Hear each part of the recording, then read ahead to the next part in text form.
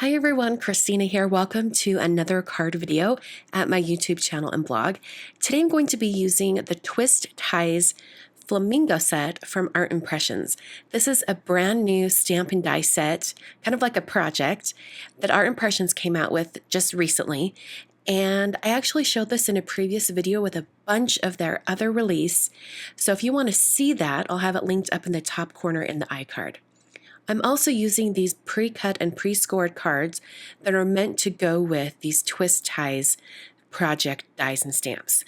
So on the back of the packaging, it has all the instructions, including how to make your own note card if you don't have the note cards themselves, but just having them already makes things a little bit easier. So on the instructions, it says that on the bottom of each stamp, there's kind of a little L-shaped area of the stamp. And basically, you line up the stamp on the edge of the gatefold card, and you have the little L image right at the bottom, kind of nestling up into that corner. And then when you go to stamp it, you just don't ink up that little L marker. You leave that blank, and then that will allow you to have your stamped image in the perfect position to use the coordinating dies that come with it. So I'm going to go ahead and ink up my stamp here with some Simon Says Stamp Intense Black ink. I'm going to be doing some Copic coloring, so that's why I'm using that ink in particular.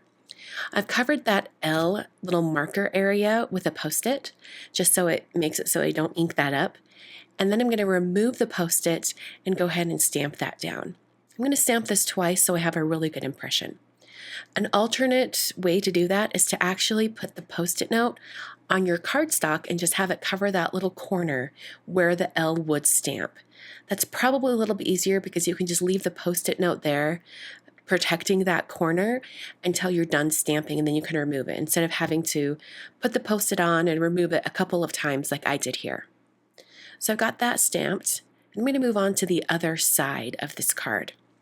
I wanted to mention that the way you line these up is you want to have that L right in the corner and then the edge of your image right on the edge of the cardstock, because the die is going to cut right up to that edge. So when I go to use the die cuts on these, mine were off just a tiny bit, but I was able to fudge it, and you'll see that here when I go to die cut these. So I'm lining up the first die, and I'm making sure it kind of nestles around that flamingo's head and hat, and as much to the corner or the side of the cardstock as possible.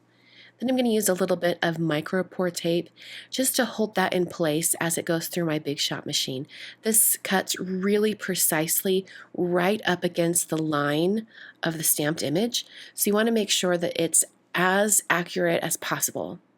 So this one cut really well. It cut out right up against the edge of the cardstock. I didn't have any problems. This one, however, you can see there's a little bit of a gap between the die and the edge of the cardstock. But I had to put it that way so that it wouldn't kind of cut into the flamingo's face. So I'm going to have a little bit of a gap there, but I was able to fudge that by taking some scissors and just cutting that little gap that was remaining. Not a huge deal. I was actually able to make this work even more by scoring the folds a little bit better. So I'm going to kind of show you how it opens and closes here for a minute, and then I'm going to close it up, and I'm going to try to line up that outer heart shape, get it as lined up as possible, and then I'm going to take my bone folder and then score that, and that just kind of manipulates the fold a tiny bit so that it brings the heart shapes together, so it's kind of closes the gap from my inaccuracy in my stamping.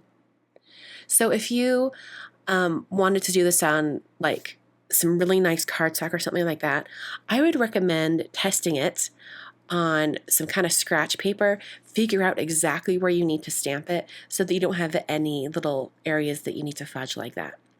So I have another piece of cardstock here. I'm putting that inside the card.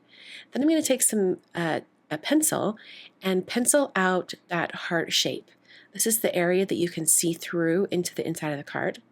I'm going to finish that heart shape with my pencil, and then my plan is to cut this out and do some ink blending and create a heart shape for the inside of the card that you can see when the card's closed. Because those flamingos are so bright and colorful, or they're about to be when I color them, and so I want to make sure that I have some color behind them when you're looking at the card when it's closed. So I've cut out that shape. I just cut a little bit larger than the penciled line so that, when the card's closed, I don't have to have it exactly adhered on the inside where it's supposed to be. And then I used 3 different colors of distress ink to do some blending. I started with tumbled glass, and then I'm going to bring in peacock feathers and then chipped sapphire. This is one of my most favorite color combinations. I love these intense blues. It makes a beautiful nighttime sky, and that's kind of what I'm going for. I want to do some stars and bring in kind of a birthday theme for this because the greeting that comes with the stamp set is birthday related, so I thought that would be fun. So I blended all of those colors on, went back and forth, made sure it was nice and smooth.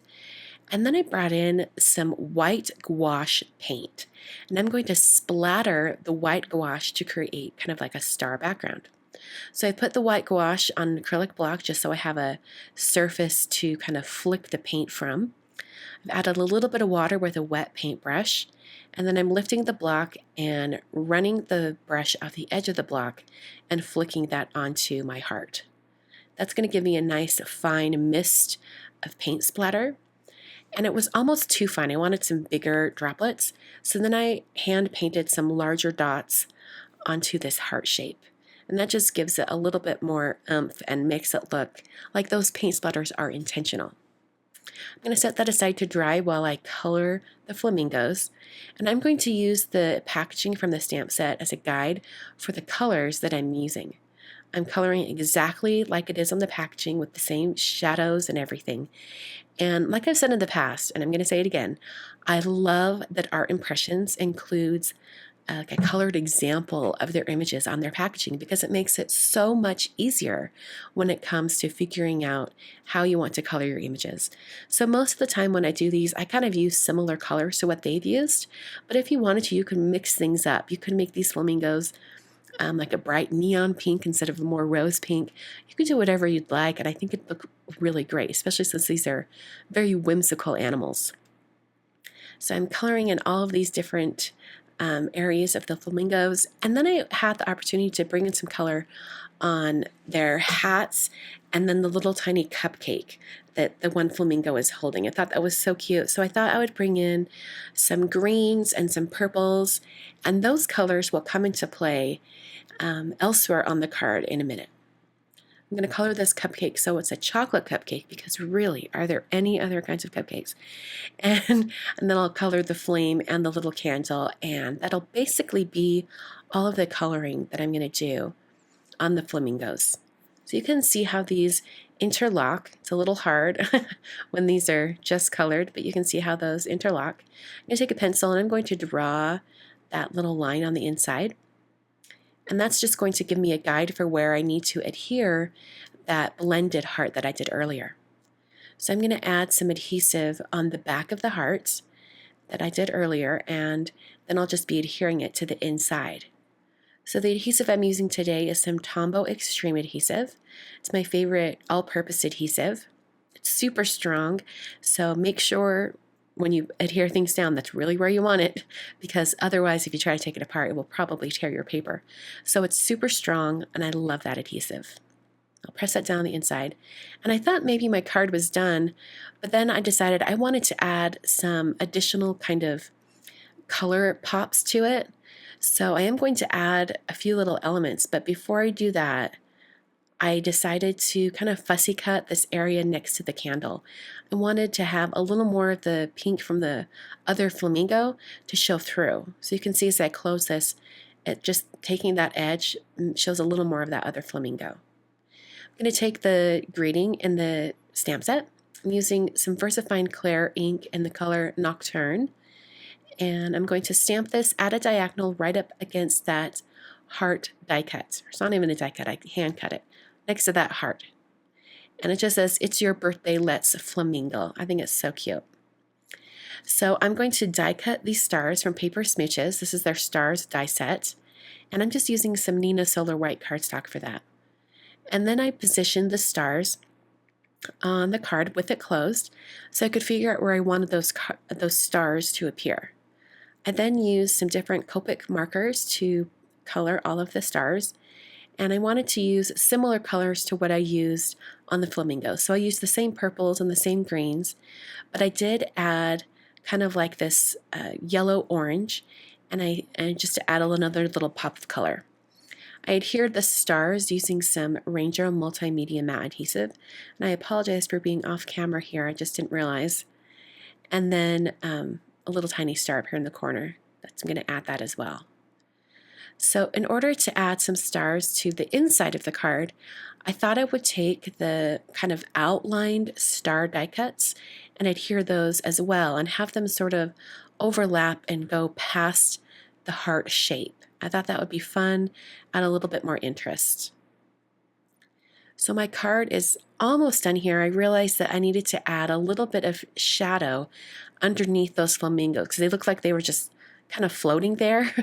So the last thing I'm going to do is I'm going to take a W1 Copic marker and just add a little bit of shadow right underneath the flamingos. And I want to make sure that their shadow lines up. So I'm going to open up the card and kind of get an idea of where that shadow is and then continue it onto the other side. And that will completely finish the card for today. I thought this was so fun. I love that Art Impressions kind of has these project-based stamps and dies. They're super creative. They're well known for this type of project stamp and die, and I thought it was really creative. There are other twist ties project sets available. There's one with giraffes, and I think there's one with elephants, things like that. Really super fun projects. So that is the card for today. Thank you so much for stopping by and seeing me create this Twist Ties card. I'll be back very soon with another card video. Until then, thanks for watching, and I'll catch you guys next time.